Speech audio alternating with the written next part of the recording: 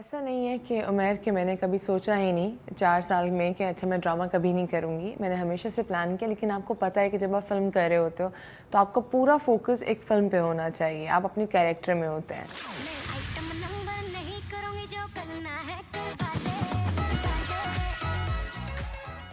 तो मुझे बस टाइम इस तरह से नहीं मिला कि तीफ़ा इन ट्रबल की, तीफ़ा इन ट्रबल अभी आई नहीं थी तो मुझे परहट लव आ गई, तो फिर वो की। और उसके बाद मैं चाहती थी कि मैं कुछ डिफरेंट कैरेक्टर करूं या डिफरेंट कहानी हो जो हमारी सोसाइटी को लेके ना एक डिफरेंट मैसेज आए।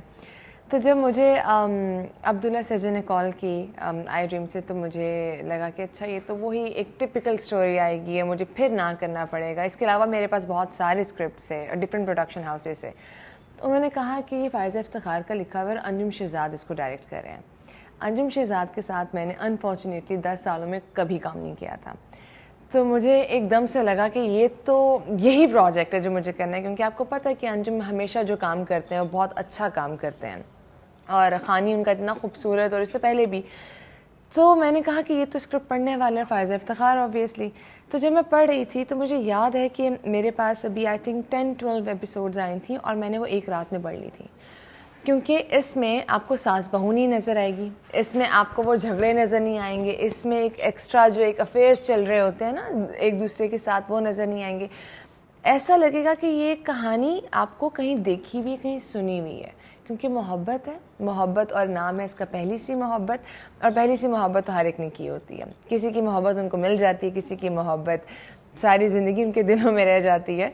लेकिन मुझे खुशी इस बात की है कि मैंने जितना इंतज़ार किया तो वो मेरे लिए वर्थ इट था। कहीं इश्क विश्क के चक्कर में तो नहीं पड़ गए ना? पढ़ना पहले आप फिल्म में शहरयार मुनव्वर के साथ आपकी जोड़ी बहुत मकबूल हुई और अब आप दोनों टेलीविज़न पे तो काम कर रहे हैं और ये एक तरह से दोनों ही का कमबैक है टीवी पे। शहरयार की वो क्या खूबी है आपके ख्याल में जो उन्हें एक बेहतरीन को स्टार बनाती है? एक खूबी तो कहना उनके लिए बड़ा मुश्किल होगा, क्योंकि उनमें बेइंतहा खूबियाँ हैं। वो एक बहुत अच्छे इंसान हैं, बहुत अच्छे एक्टर हैं, बहुत अच्छे प्रोड्यूसर हैं। तो शहरयार के साथ जब परहट लव की थी तो मुझे लगा था कि यस, वो आपकी केमिस्ट्री ना क्लिक कर जाती है।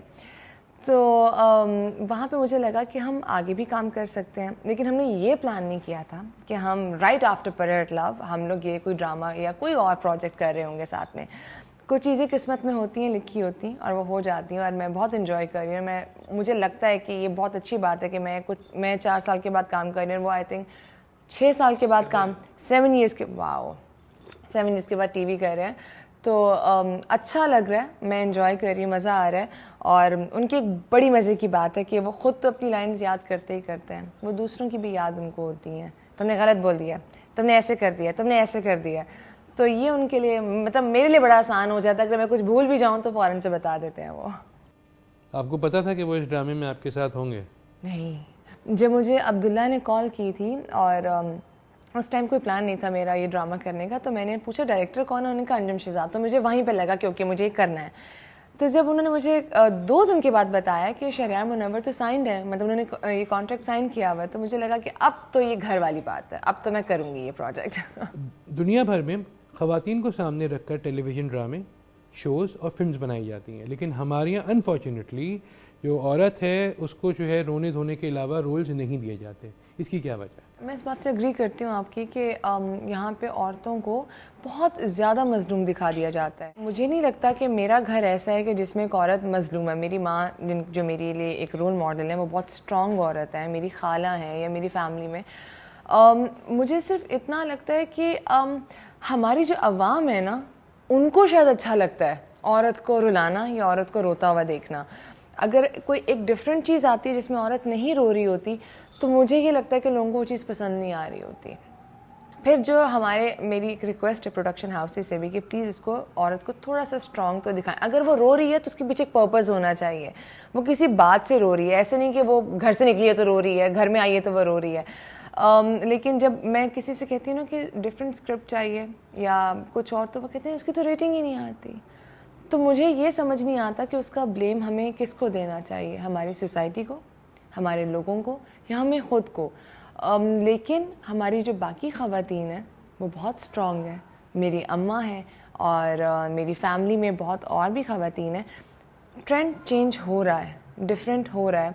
अभी एक फ़िल्म आई थी शोएब साहब की, वरना उसमें अगर वो तकलीफ़ में थी तो एक वो स्ट्रॉन्ग भी दिखाई।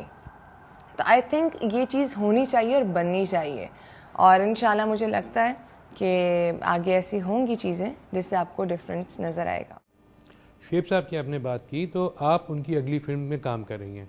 उस फिल्म के बारे में कुछ बताएं कि वो क्या है, किस हवाले से, जितना बता सकती हैं। आपको पता है कि शुएब साहब की फ़िल्म्स किस तरह की होती हैं, और मुझे लगता है कि उनसे ज़्यादा खूबसूरत सोशल इश्यूज़ को कोई नहीं दिखा सकता जिस तरह से वो दिखाते हैं, जितनी खूबसूरती के साथ।